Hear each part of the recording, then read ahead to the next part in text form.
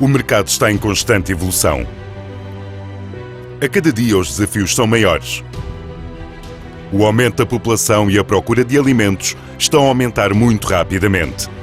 Os produtores, fabricantes de alimentos compostos, agroindústrias e as cooperativas assumiram este desafio. Acreditamos que sozinho poderia até ser mais rápido, mas juntos chegaremos certamente mais longe. Esta é a razão pela qual trabalhamos e construímos as nossas soluções de produtos e serviços, para fomentar uma forte interação com os nossos clientes. Juntos vamos mais longe, porque procuramos sempre soluções específicas adaptadas que farão a diferença. Os nossos técnicos são especializados, conhecem muito bem o mercado, os clientes, cada espécie e os modelos económicos onde cada situação se insere. Somos Wisium.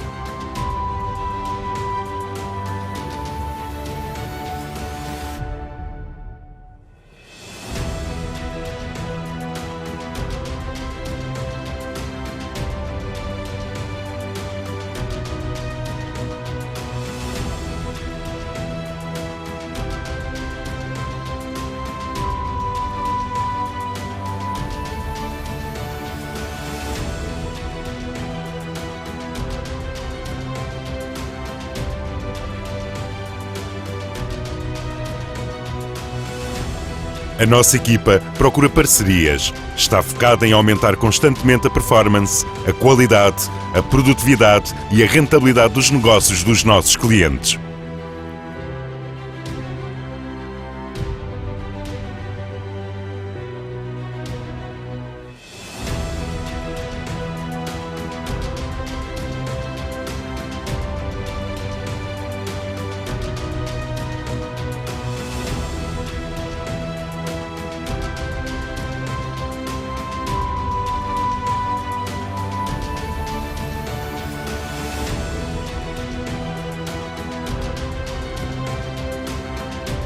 A Wisium tem uma visão, uma missão, a de lhe proporcionar o poder de ser diferente, de estar um passo à frente, o poder de investir em negócios de futuro, de alcançar maior produtividade, de poder ser mais eficiente, de integrar mais valores e melhores resultados financeiros. Juntos, vamos mais longe. Wisium. Nutrition and Beyond.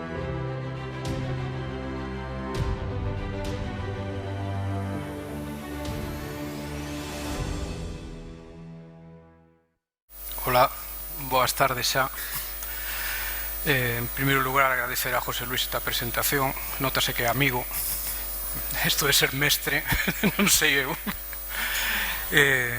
Gracias tamén, porque parte das fotografías que se van poñer aquí na presentación están feitas por él, que sepades que é un artista tamén. Gracias tamén a Noelia, por culpa dela, foi a que se encargou de casi todo o texto. É a culpable de que eu este aquí. Estaba mellor na casa ou posto aí arriba. A verdade é que estou bastante nervioso, non sei como vai salir isto. O que me gusta advertir sempre é que o que falo aquí é da nosa experiencia. Nós non somos exemplo de nada, simplemente é o que facemos cada día. Temos cometido moitísimos erros. Penso que somos unha granxa con bastante experiencia, levamos máis de 15 anos en produción en ecolóxico, co cal algunha cosa non faríamos mal de todo. Unha vez dito isto, comentar un pouco que Casa Grande de Salceda. En todos os cursos sempre se comenta, non, que tes que definir en unha frase rápida que é a túa empresa. É unha frase, inda que parezca mentira, cada palabra ten un significado. Casa Grande de Salceda é unha empresa familiar do sector agroalimentario que se dedica á produción, á transformación e a comercialización de produtos lácteos de alta calidad. Además, desde o ano 2005 contamos coa certificación oficial de producción ecolóxica. Cada un que pense en cada unha destas palabras, porque todas teñen moito significado e definen a empresa. Para poder facer esta produción contamos con 200 hectáreas de terreo, moitas delas en pastoreo, e unha media de 224 vacas en ordeño. Na actualidade somos o segundo maior produtor de leite ecolóxica en España, solo por detrás da Granxa Opiul de Madrid.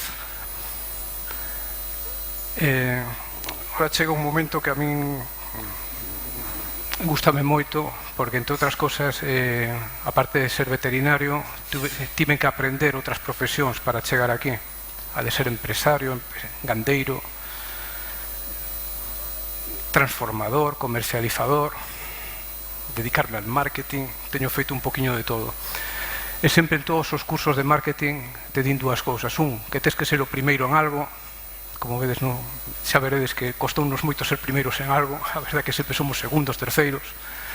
E por outro lado, que para poder vender fai falta ter unha boa historia. E un dos principios que ten Casa Grande é iso, é historia. Esta foto que estamos vendo aquí é de 1968. Non a escanei moi ben, pero a firma é de Eduardo Blanco Amor, o escritor da Esmorga. Este home frecuentaba moito Xanceda e deu a casualidade que o día que desembarcaron as 18 primeiras vacas que chegaron a Granxa, retratounas.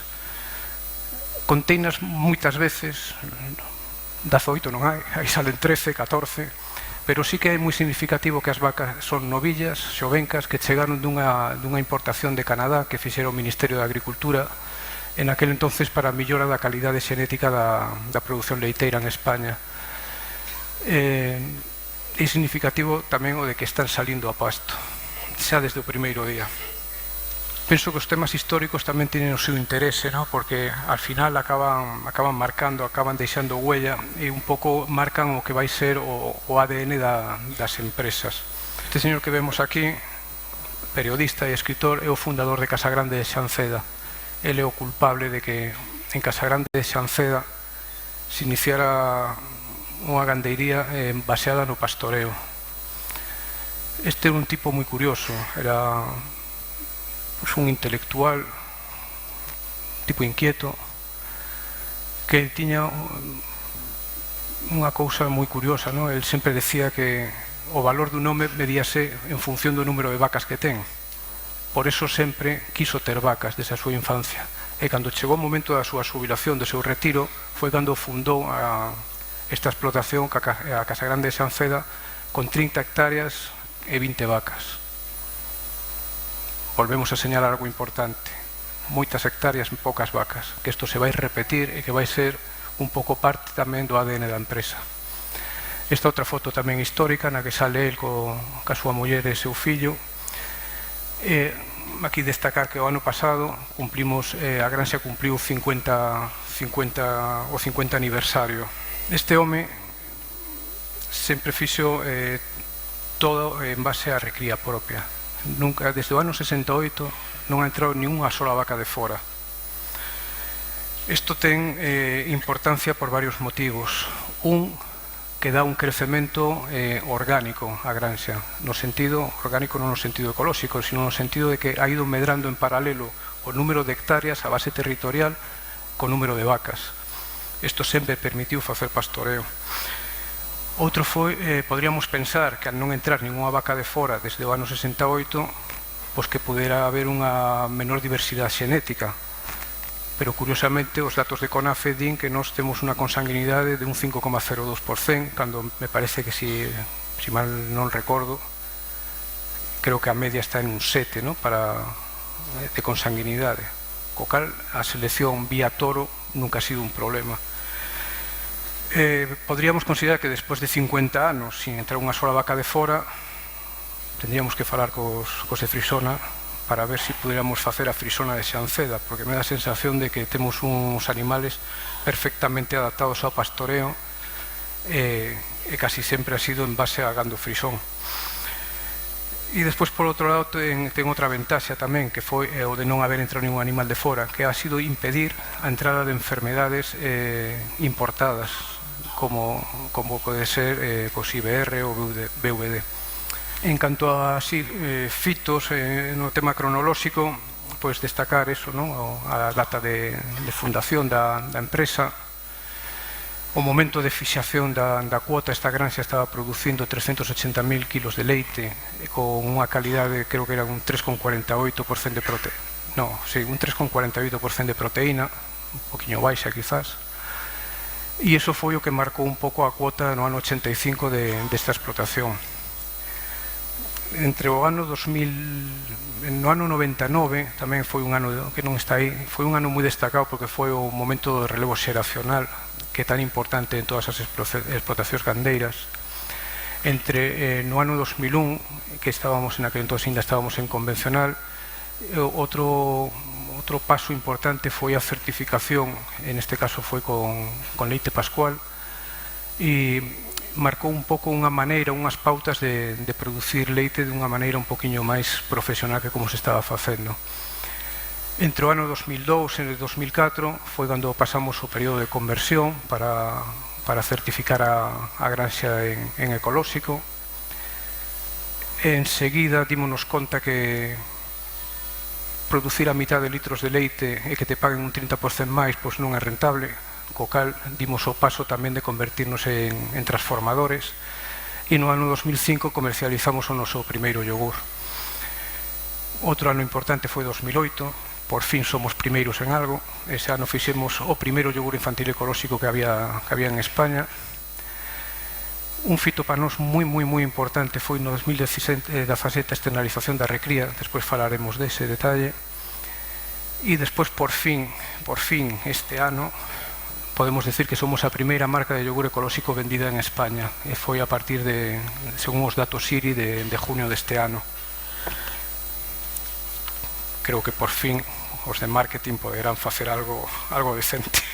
En canto ás instalacións coas que contamos, a granxa ten 300 UGMs, con unha media de vacas en honreño de 224, que producirán, este ano terminarán producindo 1.650.000 kilos de leite.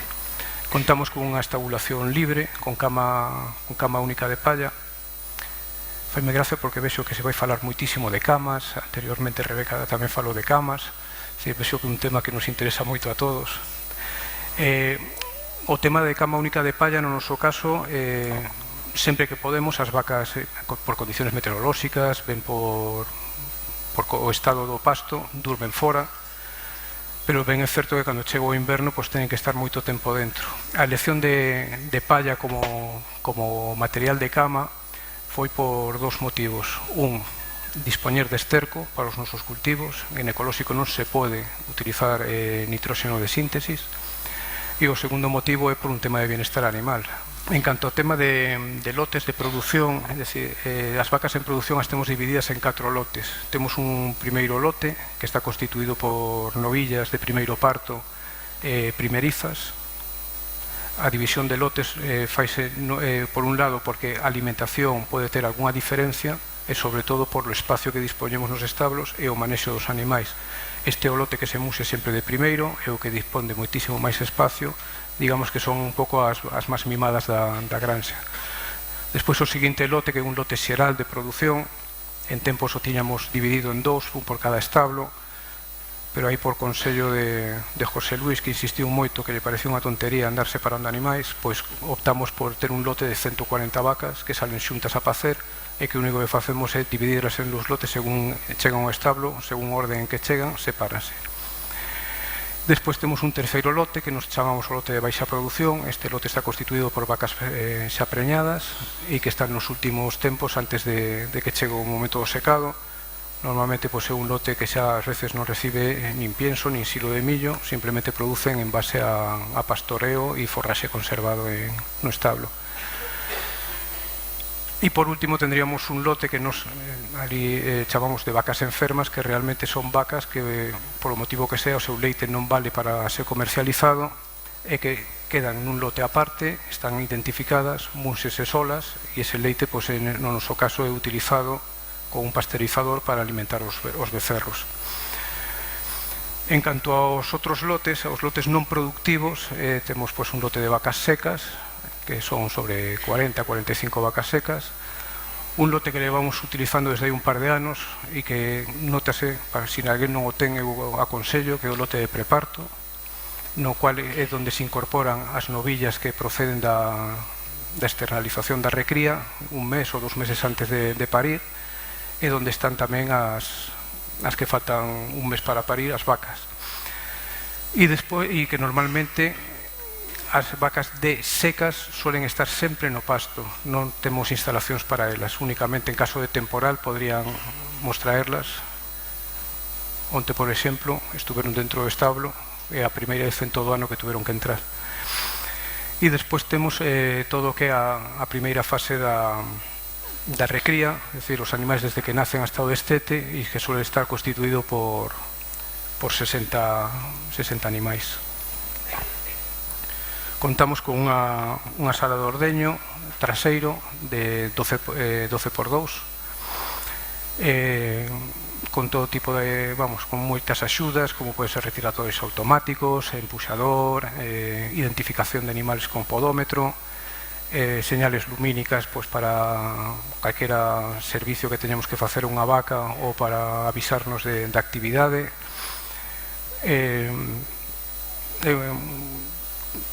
Facemos 2 ordeños, 2 muxiduras diarias, ás 6 da mañá e 5 da tarde.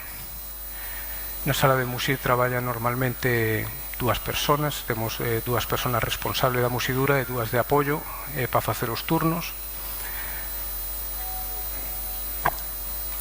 E nada máis, o detalle de a media de produción de 20 litros por vaca e día. En canto ao tema da recría, nos facemos a primeira fase, é dicir, todo o que é a fase de lactancia. A lactancia dura 150 días de media. En ecolóxico non está permitido utilizar leite en polvo, as lactancias tienen que ser máis longas que se podan, non hai destete precoz, esa palabra non existe. Normalmente os animais quedan na explotación entre os 150 e 178 días. Ese período é un período que consideramos adecuado antes de que marchen para a granxa de recría. O sistema de encalostramento facémoslos directamente nas nais.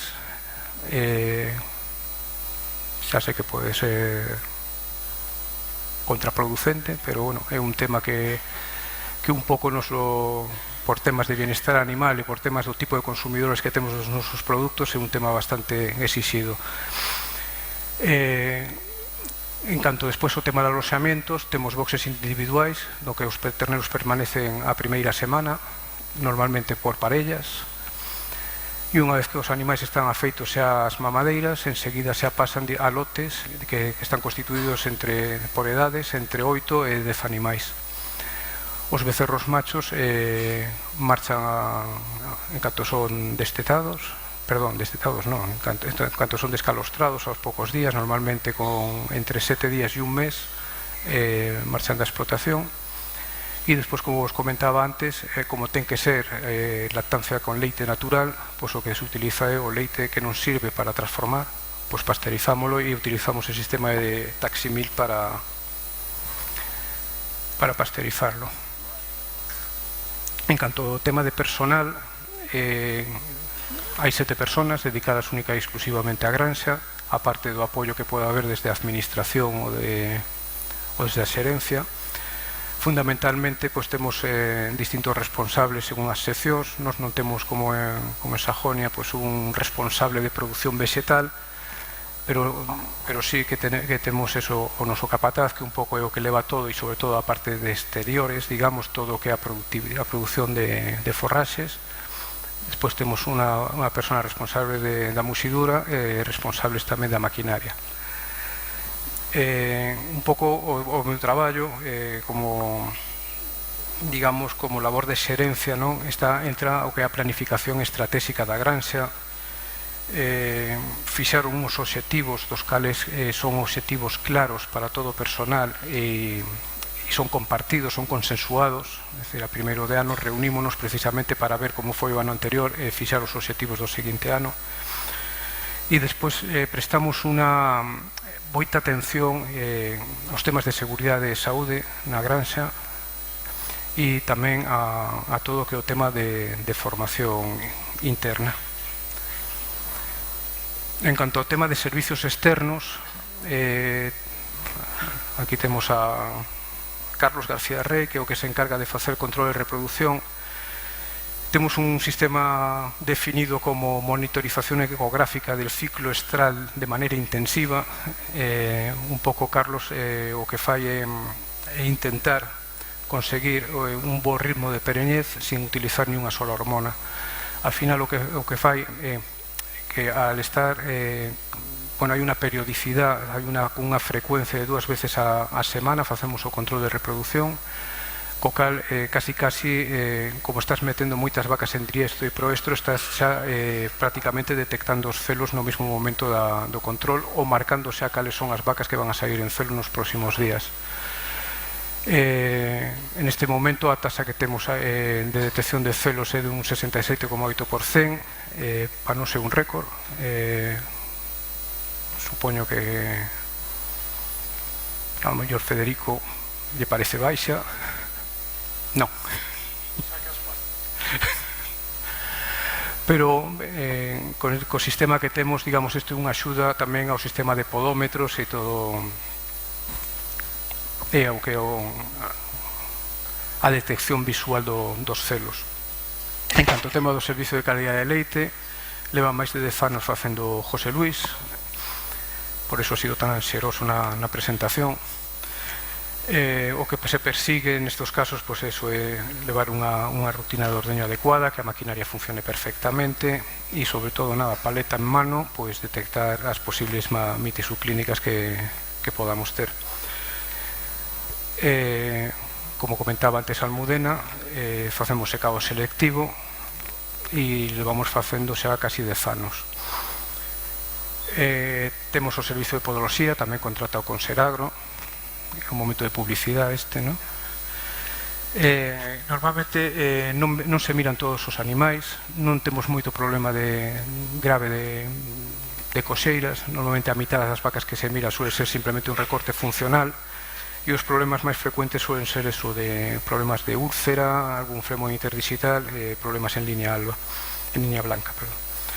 En canto aos isolamentos, temos outro sistema de asesoramiento, neste caso facémoslo tamén con Carlos Romero e con Cruz de Leite Pascual, que seguimos mantendo unha relación desde os tempos en que ainda non estábamos en ecolóxico, e para nós é moi importante el sistema de eficiencia productiva. Debemos de ser a única granxa en ecolóxico que está.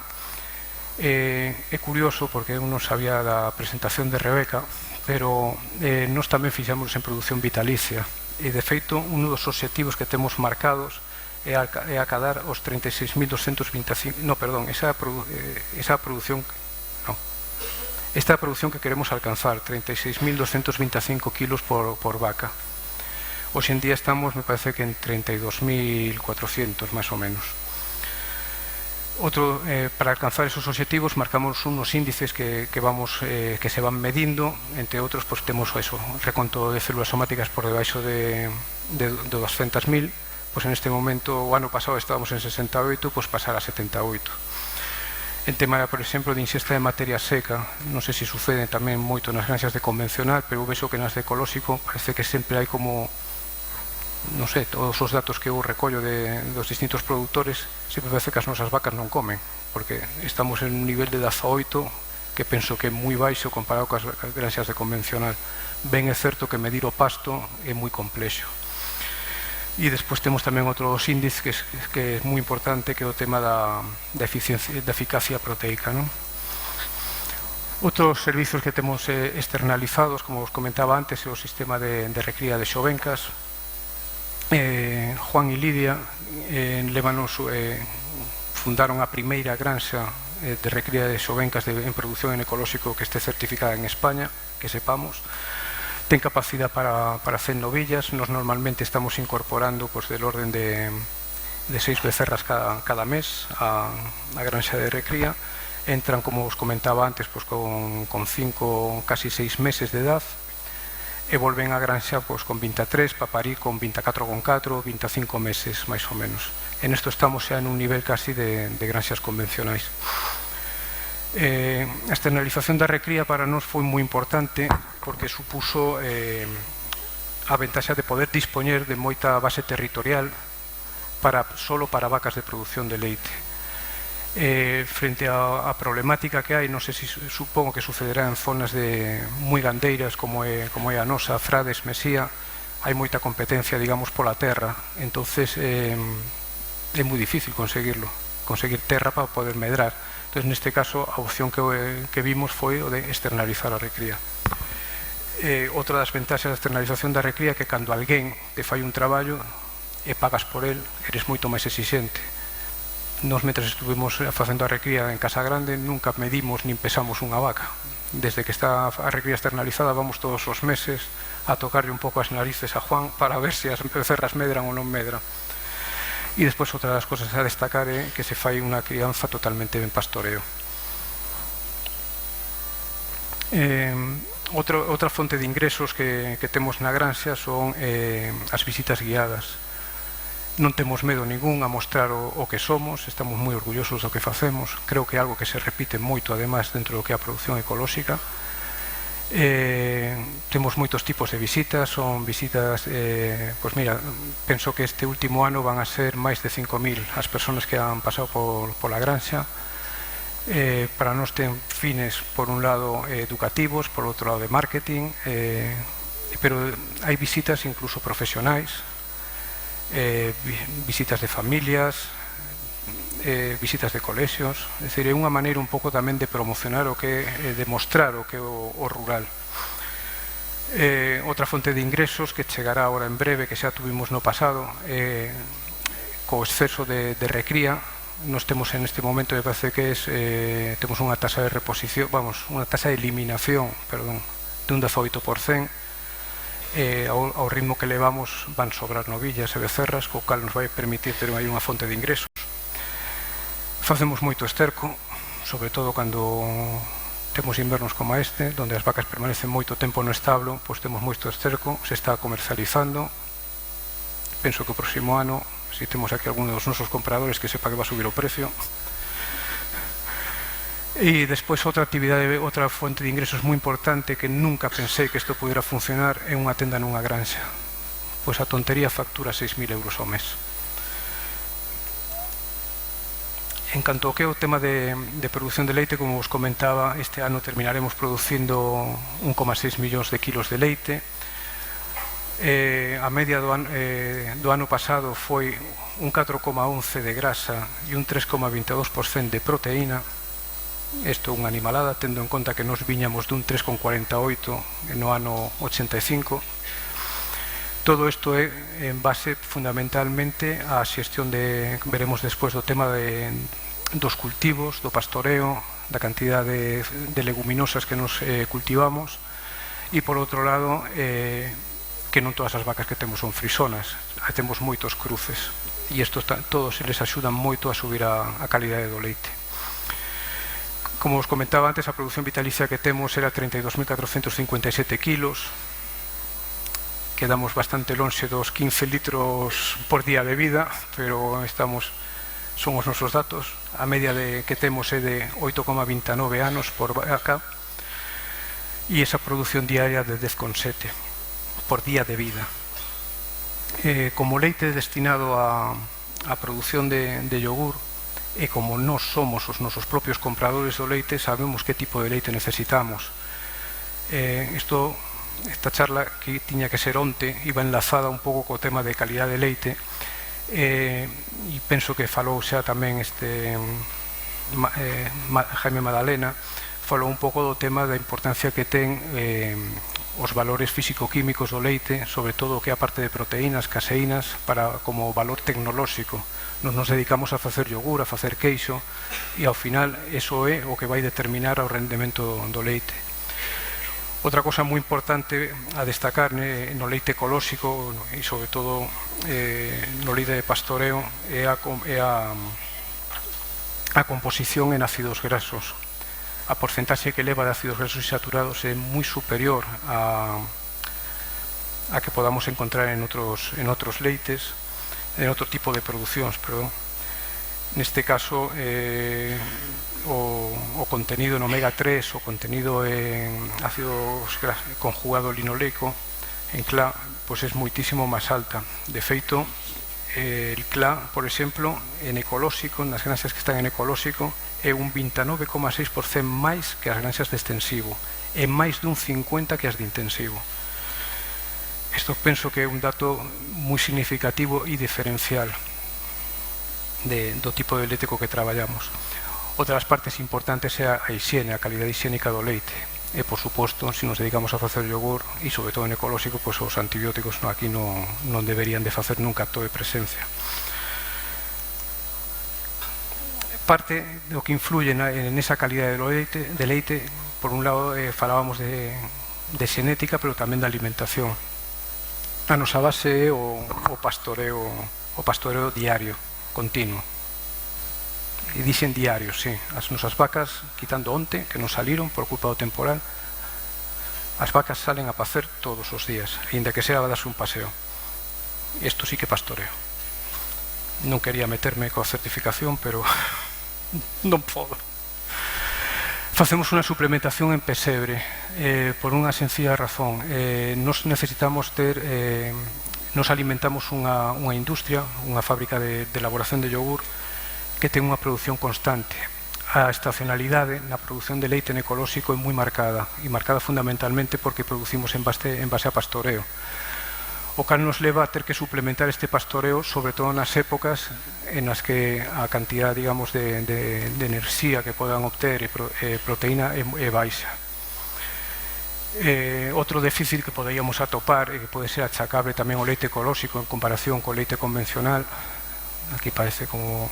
non sei se anda por aí meu amigo Marcos, dirá que me estou pegando un tiro no pé, pero sí, é certo que o leite ecolóxico ten algunhas carencias, ten sobre todo carencias, por exemplo, en selenio, en yodo, e os motivos non son outros que o sistema de alimentación que está copiado do convencional, pensando que son animais que van a estar alimentándose con unhas cantidades de pienso igual que en convencional. A cantidad de pienso media que vamos consumirnos este ano me parece que son 4,5 kilos por vaca e día. Si pensamos que a composición de esos piensos fanse igual que en convencional, cando en convencional ao mellor están comendo 6, 7, 8 kilos, a cantidade de minerais e vitaminas que estamos ofrecendo vía pienso é inferior. Temos participado en experiencias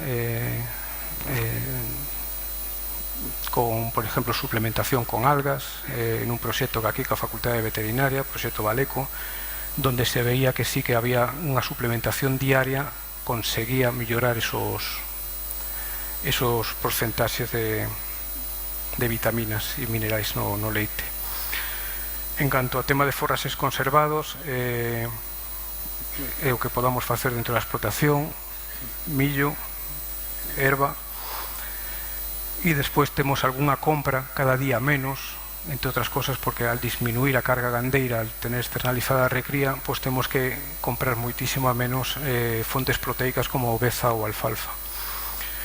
Despois está a suplementación con concentrados, como vos comentaba, nada, unha cantidad que este ano será de 4,5, e os concentrados son, por suposto, teñen que ser en ecolóxico e suelen ser unha mezcla de cereais, no noso caso é millo, cebada e torta integral de soya. E despois os correctores son importantes por culpa de ese problema, temos que suplementarlos aparte por culpa de que o pienso non é suficiente. En canto a base territorial, temos 180 hectáreas de superficie agraria útil, a maior parte son pastos permanentes, hai tamén pradeiras, e despois temos aproximadamente 30 hectáreas que suelen ser terrenos que temos que renovar, e aproveitase para o cultivo de millo e un cultivo de inverno, si é que esa pradeira ou ese terreno vai volver a repetir.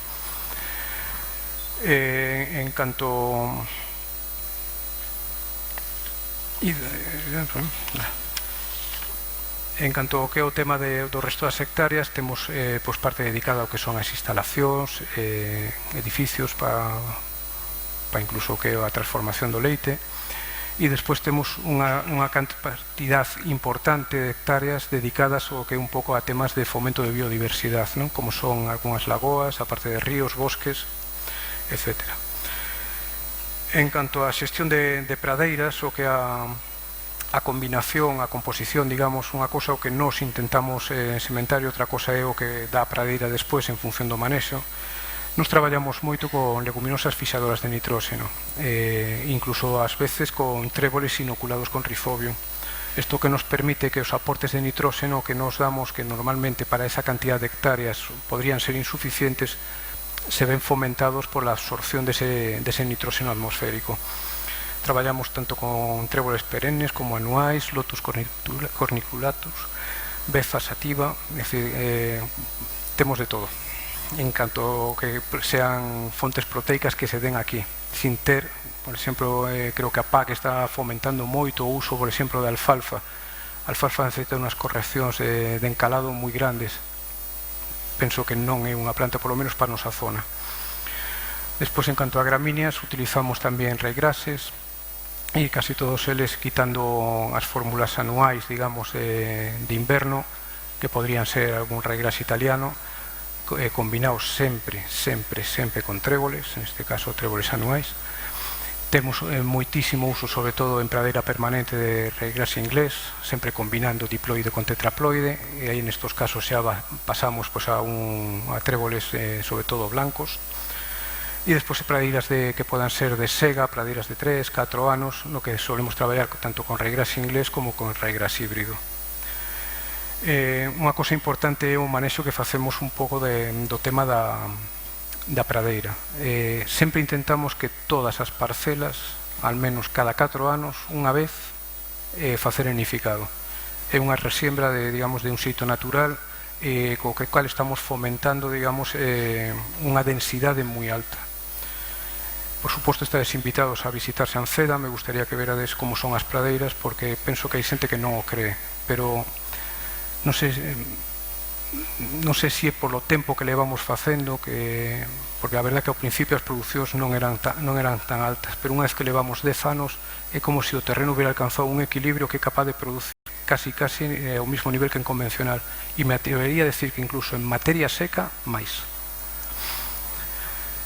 En canto á xestión do millo, este é sempre un tema moi controvertido, o que é a produción de millo en ecolóxico. A mí non me gusta moito, e non me gusta por un tema que é o tema de que económicamente me parece un cultivo pouco rentable. As nosas producións son moi baixas, vedes que a nosa produción récord foi este ano, e isto é o máximo que hemos conseguido nunca, e non sei por que me dá a sensación de que isto non se repetirá jamás, que son 33 toneladas por hectárea. Se isto comparamos con todas as labores agrícolas que hai que facer, deshierve mecánico, os problemas incluso relacionados con plagas, é dicir, aquí non podemos utilizar insecticidas, é un cultivo moi arriesgado. Este ano non hubo problema de plagas, co cal hubo unha productividade brutal. Todos os abonados relacionados co millo temos que facerlos con produtos normalmente moi naturais, en este caso procedentes de fosfato de roca, co cal a asimilación polo terreno é moi lenta. Temos que facer todo o que da enmienda, non a faz xusto no momento da sementeira, tens que facela como mínimo o inverno anterior. Señalaba aí tamén o tema de repartir o cultivo, precisamente pensando en que podas ter un problema con unha plaga, un problema con insectos. O que facemos é repartir a produción en distintas parcelas, e incluso facemos cultivos escalonados no tempo. Por suposto, a hora de escoller a variedade non se poden utilizar organismos genéticamente modificados, podríamos utilizar sementes híbridas sempre e cando non sean tratadas, é dicir, todo eso é un tema moi estricto e moi vigilado. En canto a xenética, creo todos os aspectos que falábamos que apuntan a millora na calidade do leite. O orixen, como vimos, era Holstein, Frison, línea americana casi todo, y siempre se ha ido seleccionando vía toro los animales más adaptados ao pastoreo. Inicialmente sempre nos fixámonos moito en tema de animales con moita toros que melloraran capacidade corporal, que non deran problemas podales.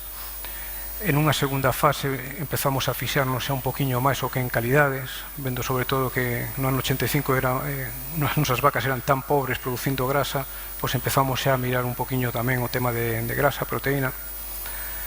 Curiosamente, naquel momento vendíamos leite a granel, co cal era para meter en un HT, e parecía que non nos preocupaba moito das calidades, preocupábanos máis que produciran cantidad.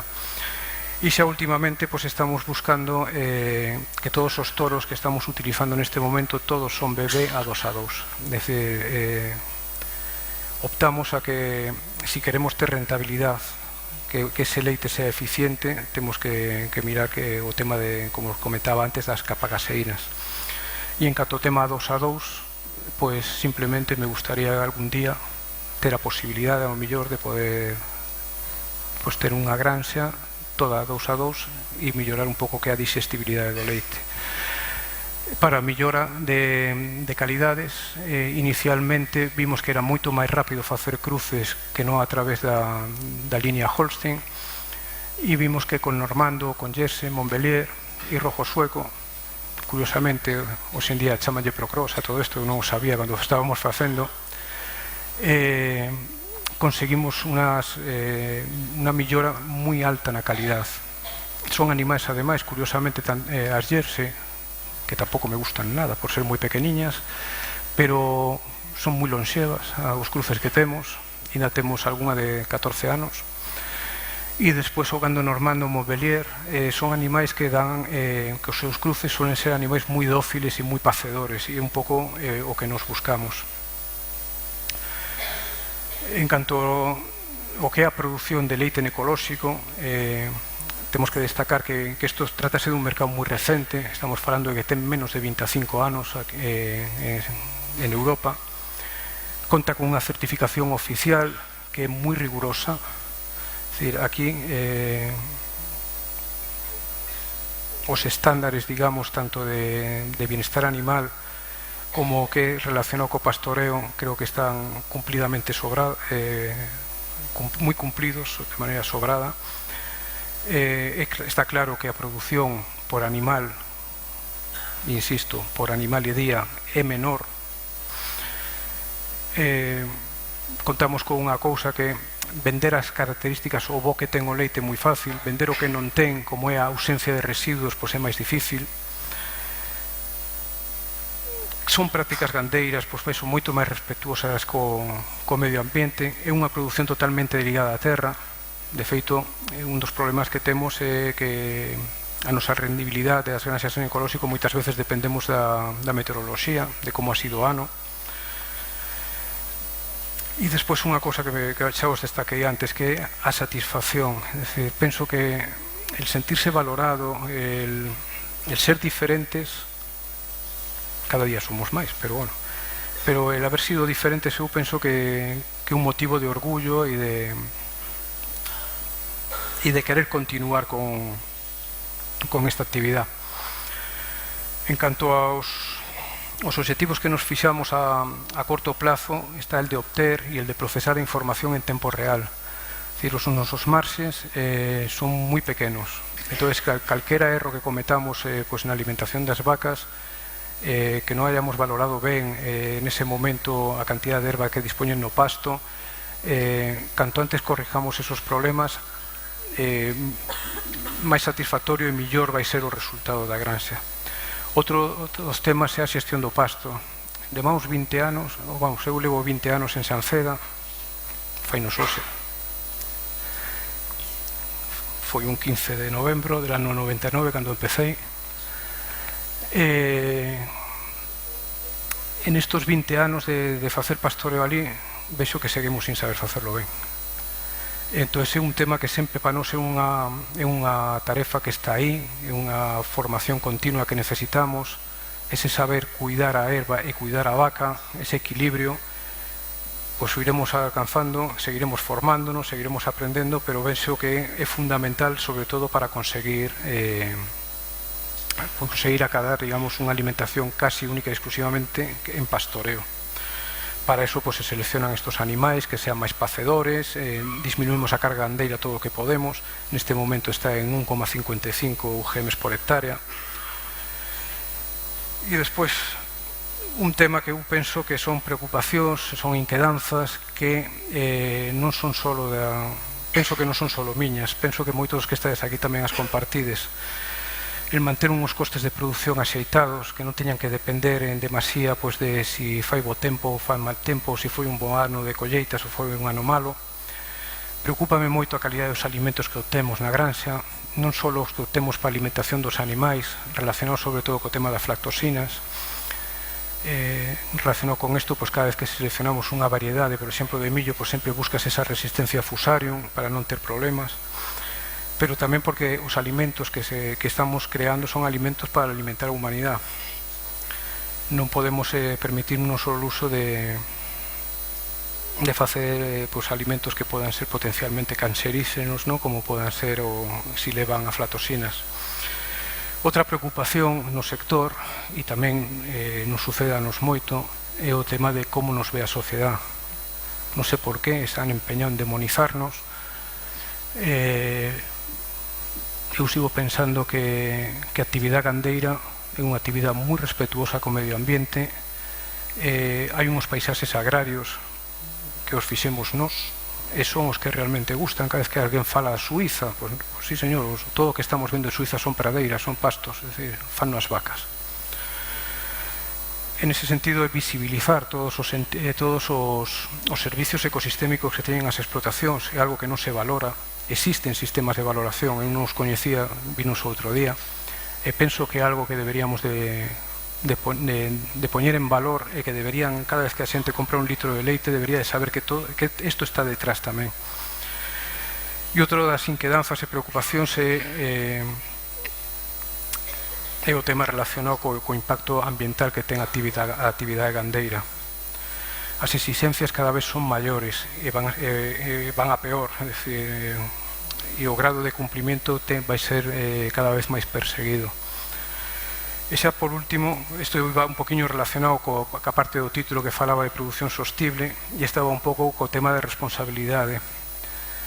Unha das cosas que máis nos gusta, sobre todo cando te vai ben e dispoñes de cartos, é poder facer cousas polos demais. Neste caso, nosa granxa temola aberta para visitas solidarias. En este caso suelen ser para colectivos de discapacitados ou de exclusión social. Colaboramos con comedores sociais, os iogures que non son aptos, e digo non aptos por fecha de caducidade, porque xa sabedes que a distribución necesita 22 días como mínimo de vida útil dun produto, e cando non os ten xa non valen, pois esos produtos suelen ir a comedores sociais, suelen se donar. Donamos todos os terneros machos, en este caso estamos donando a unha asociación de discapacitados psíquicos de Monforte, a Prodeme, que teñen cebadeiro de terneros. Despois facemos moitas accións de custodia e protección do territorio. Isto me ven como afición, como decía José Luis ao principio, isto é de mi antigua época de ecoloxista loco. Promoción do emprendemento no rural, temos moitas accións, unha delas chamaba Se Cultiva Mazás, que era un pouco de promover dentro das escolas actividades encamiñadas a montar empresas no rural. Fomento e adopción de tenencia responsable de animais, e sobre todo estender todo o que é a cultura rural, tanto nas escolas como na rúa. Nestes dos últimos anos, concreto neste último ano, hai 3 concellos moi gandeiros, como son A Baña, Mazaricos e Santa Comba, que inauguraron unos pasos de vaca promocionados por nós, donde o que se pretendía é visibilizar o sector rural, o sector gandeiro, e un pouco baixo o hashtag Somos la leche. Fíxose toda esta campaña pensando en non en lavar, porque non temos nada que lavar, pero simplemente en facer visible que o sector gandeiro está aí, e está aí para quedarse, e que por máis que se empeñen non nos van a borrar do mapa. Nada máis.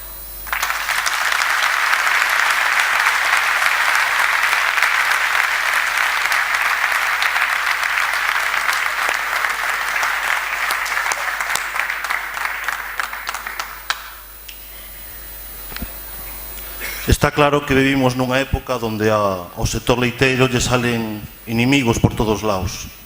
Hamburguesas que non son hamburguesas, leite que non é leite, metano, etcétera, etcétera. A natureza, cando se abandona, tende a súa entropía, ao seu desorden. Todos sabemos o que pasa cando no territorio desaparece unha granxa. O abandono está aí. Os que lexislan teñen que entender que a bonitura dos paisaxes non aparece por si sola. A bonitura está aí porque sempre detrás hai unha actividade agro-gandeira. E estes mesmos enemigos que temos increíble a paradóxica de que cada vez nas ciudades as familias xa non son familias e os que viven solos teñen cans e gatos porque necesitan estender a man e tocar o pelo dun animal, que precisamente é o primeiro que fan cando chegan á Casa Grande de Xanceda. Hai que legislar para devolver o arraigo. Vivimos nos tempos de aquí era onde se facía o pan, aquí era. Hai que legislar para devolver o arraigo. Quédome con unha frase aplicable tamén non só á produción ecolóxica, senón a toda a produción que facedes vos. Facer visibles os servicios ecosistémicos que ofrecen as paisaxes agrogandeiras. Moitas gracias, Guillermo, e un aplauso por eses 20 anos.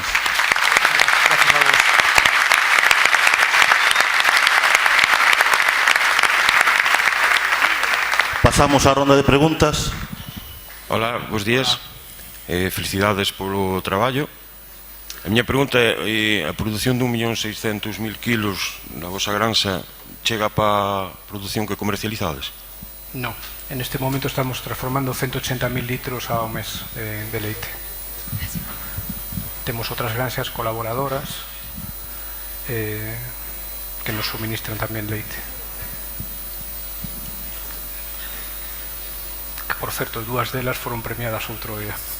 Digo, algunha pregunta haberá que facer, non? Para animar un pouco. Parabéns, Guillermo. Gracias. Unha cousa que chama a atención é que vos sobre esterco, dada a limitación de fertilizante. Gustaríame que afundaras un poquinho máis eso, na xestión no círculo de fertilización da terra, en 4 palabras, vamos. Cal sería o manexo, sí. Se sabía que alguén me iba a facer unha pregunta cabrona. Disculpe.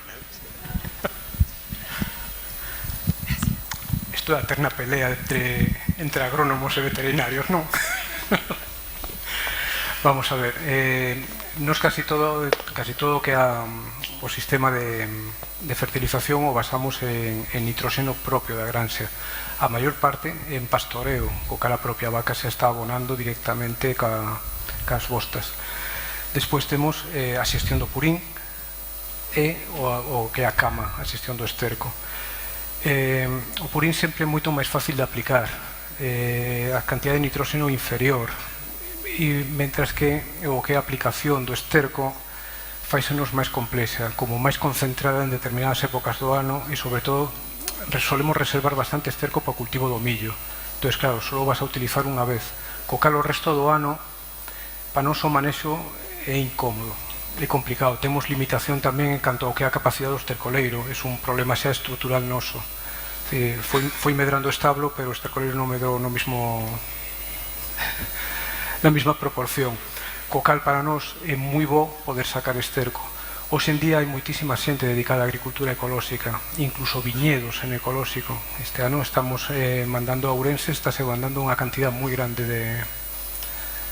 Isto non vai ser a solución do sector agrogandeiro galego, pero vexo que sí que hai un boom importante da produción ecolóxica neste momento en todos os sectores. Creo que non te contesté a pregunta, pero... Mira unha cousa, supoño que como en fin, por mor da mudanza climática, pois en épocas de finales do meses de agosto, setembro e tal, que teredes algúns problemas de pastoreo, non? O sea, de disponibilidade de pasto. Non tedes pensado, por exemplo, en alongar esa estación de pastoreo pois con pradeiras que teñan, ou incluso en estado puro, pois cultivos como chicoria, colza, que a chicoria concretamente pois é moi persistente, aparte de que ten certos aspectos de, bueno, antihelmínticos, o sea, para desparasitar e tal. Si pensastes en algo deso, e tamén algunha práctica como pode ser en outonos que veñan relativamente, o sea, moi favorables pois a pasto reservado para outras épocas do ano. Ben, desde que cos anos me estou facendo, non me gusta experimentar, fixen moitos experimentos e todos salíronme mal. o dos cultivos alternativos. Eu ao final me estou basando nos que temos e sobre todo promocionar, en el caso de si se me dan ben os tréboles, si se me dá ben a beza, fomentarla. Nos durante o mes de agosto, e o que queira pode vir a verlo, que es que non é mentira, os pastos están verdes. Por qué? Porque os aguanta o trébol. É que non hai outro secreto, e o tema é o manexo, é dicir, según como manexes a pradeira, si vas alternando sega con pastoreo, ao final o truco está aí, é dicir, como facerlo ben, me gustaría saberlo. Ahora, eu vexo que cando temos pradeiras, que cando estás facendo ben, temos pasteiros tamén, que cando estás facendo ben, non teñen ese agostamento a finales do grau. Este ano foi moi bo, que este ano non tuvemos nin época de sequía. O ano pasado que hubo algo de sequía, o que ali en Xanceda, os pastos mantíanse verdes. Non o vas creer, pero este ano ensilamos en agosto. A miña experiencia persoal é que os pastos en ecolóxico funcionan dunha maneira, as pradeiras, dunha maneira moi diferente á convencional. Concretamente, pois incluso en épocas de xeadas a finales do inverno, pois xa pode haber bastante trébol, e despois, sobre todo, que se alonga moito a estación de pastoreo. Por exemplo, o caso de Friol, de Casaco de Sal, que está nunha zona que é moi areosa, moi seca, en cambio vas no mes de xullo e ainda hai un pasto importante, claro, fundamentalmente no trébol blanco. Eso alonga, porque favorece ese tipo de trébol. Vamos a ver, a produción ecolóxica de leite é unha produción ligada á terra, como comentaba antes. Entón é unha produción que ao final vai ter sempre unha estacionalidade. Si nos deixáramos levar pola estacionalidade, nada máis, e sobre todo por uns baixos costes de produción, eu penso que se concentraría en partos, cosa que a nós non nos convén, porque nós necesitamos unha produción de leite continua. O consumidor non vai querer máis iogures ni máis leite durante a primavera e consumir menos no inverno. Entonces, é un dos problemas que ten a estacionalidade, e que é un problema que temos que solucionar. Non sei se o ten que solucionar o gandeiro ou ten que solucionar a industria, pero un problema moi difícil de manexar. E en canto a que as pradeiras aguantan millor o que é o estrés de falta de agua, comprobadísimo, sí. Se non hai máis preguntas, vamos entón pasar ao xantar. Hasta a tarde.